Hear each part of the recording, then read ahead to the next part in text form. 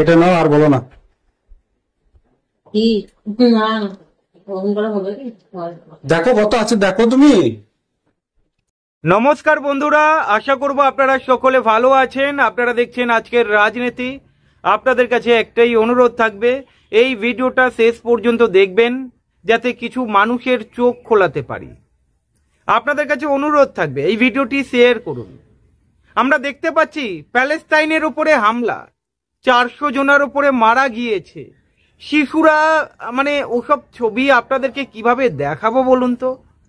লজ্জা লাগে ভাবতে আমাদের ভারতবর্ষের স্ট্রিম মিডিয়া এই সব বিষয়গুলো কভার করছে না, সেইভাবে মানুষের সামনে তুলে ধরছে না প্যালেস্তাইনের উপরে কিভাবে হামলা চলেছে। একবার ভাবুন, একবার ভাবতে হবে আপনাদের কি চলছে এই পৃথিবীতে।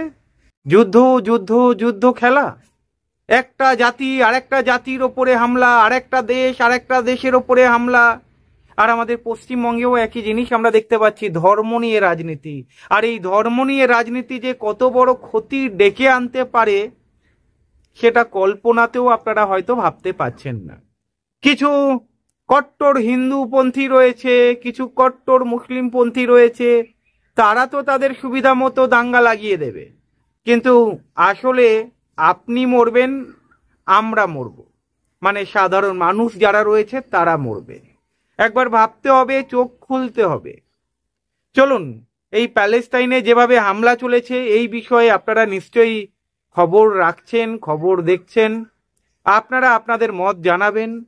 তবে আজকের দুটো বিষয় হাইলাইট করব। এক, তৃণমূলের গ্রাম পঞ্চায়েত কিভাবে সবাইয়ের সামনে টাকা নিচ্ছে, বলতে গেলে ঘুষ নিচ্ছে, এদের লজ্জা বলে কিছু নেই, সেই ভিডিও ফাঁস হয়ে গিয়েছে। আর অন্যদিকে আসামে এই বিজেপিকে তো অনেকে চাইছেন বিজেপি আসুক পশ্চিমবঙ্গে, কিন্তু জানি না তাদের চোখ কেন খুলছে না, ত্রিপুরার দিকে তাকাচ্ছে না, তারা আসামের দিকে তাকাচ্ছে না। এই উড়িষ্যাতেই দেখতে পাচ্ছেন একটা ধর্ম নিচু ধর্মের ওপরে আক্রমণ করছে। ভোটের বেলায় ঠিক গিয়েছিল, কি দেখলাম আমরা, কোনো একটা অনুষ্ঠান হচ্ছিল, সেখানে কলা গাছ লাগিয়েছিল, বিধায়ক খেপে গিয়েছে, ওই কলা গাছ তুলে তারই দলের সিনিয়র কর্মীদের উপরে হামলা। সেই ছবি আপনারা একবার দেখুন।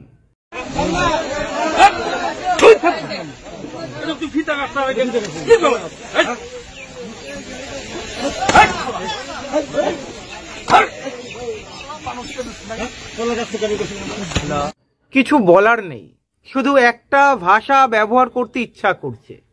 বনে যেমন জানোয়ার থাকে, সভ্য সমাজেও কিছু জানোয়ার থাকে, মানুষ রূপী জানোয়ার। আর আমরাই কিন্তু তাদেরকে সিলেক্ট করে আনি, ক্ষমতায় আনি।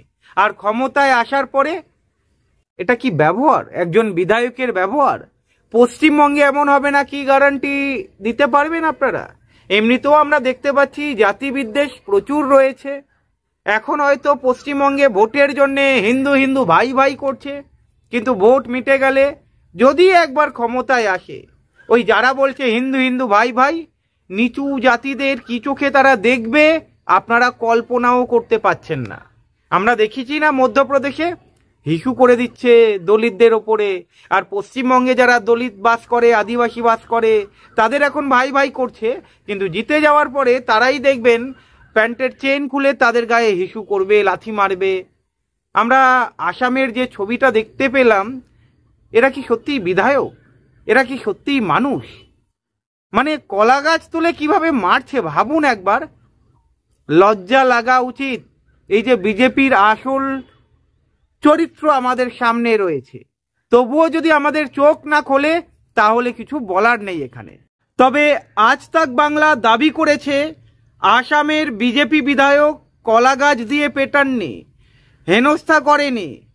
যে ব্যক্তি মারছেন উনি নাকি AIUDF এর MLA।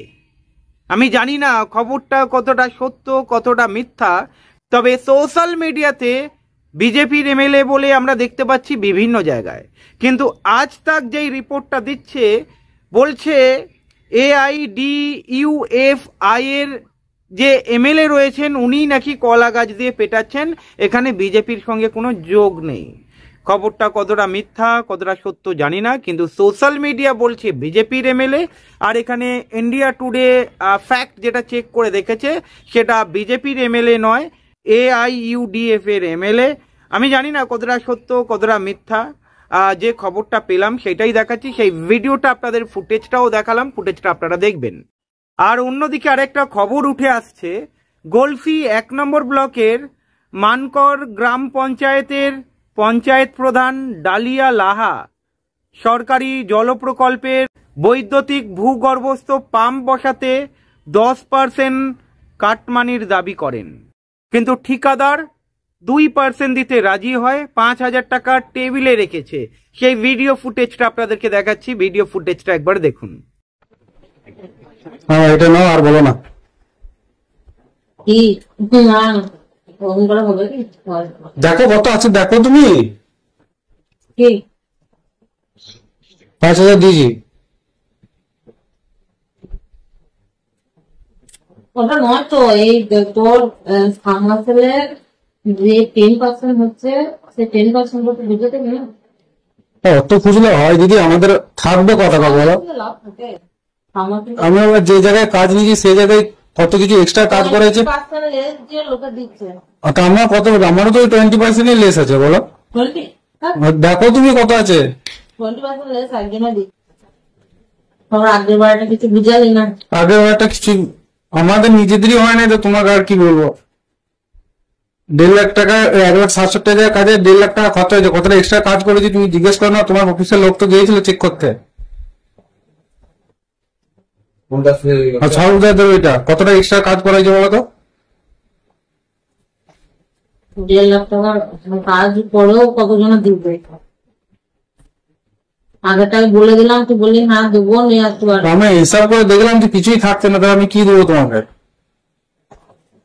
তো 5 দিচ্ছি তো, আবার কত লাগবে। দাঁড়াবো, যা কাজ হয় কত টাকা কাজ বল? 2,49,000 টাকা।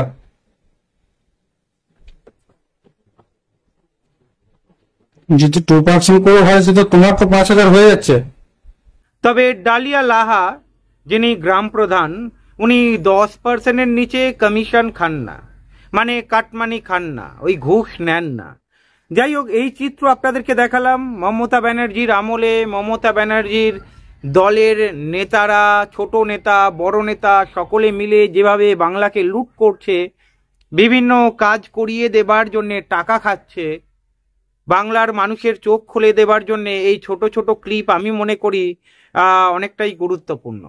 এবারে বিচার করবেন আপনারা, বাংলার মানুষ বিচার করবেন। তবে ওই যে আসামের যে চিত্রটা দেখালাম, আমি জানি না আলটিমেটলি ওটা বিজেপির এমএলএ কিনা, তবে সোশ্যাল মিডিয়াতে যেভাবে ছড়াচ্ছে সেটাই আপনাদেরকে দেখালাম। তবে বিজেপির এমএলএরাও কোথাও কম যান না, আমরা দেখেছি তো বিভিন্ন দিকে। তাই বিজেপির এমএলএদের ওপরে ভরসা রেখেও লাভ নেই। পশ্চিমবঙ্গে যদি বিজেপি আসে কি হতে পারে তার চিত্র ত্রিপুরাতে যদি দেখেন আপনারা বুঝে যাবেন। ত্রিপুরার বিজেপি এমএলএ এমপিরা বা ছোট বড় নেতারা কি করছে। মধ্যপ্রদেশে যান, উত্তরপ্রদেশে যান, এই তো উড়িষ্যাতে সরকার গঠন করেছে, উড়িষ্যাতে যান, আপনারা ভালো মতোই জানতে পারবেন। যাই হোক, আর একটা খবর আমাদের এসেছে, ওই নাগপুরের ঘটনা মনে আছে, যেখানে বজরং দল আরেকটা দল ছিল, 8 জন নিজেদের গ্রেপ্তার করিয়েছে, মানে 8 জন আত্মসমর্পণ করেছে, সেই ছবিও উঠে এসেছে। ভাবতে হবে আপনাদের দাঙ্গা কারা লাগাচ্ছে, ভালো মতো বুঝতে হবে। ভালো থাকবেন।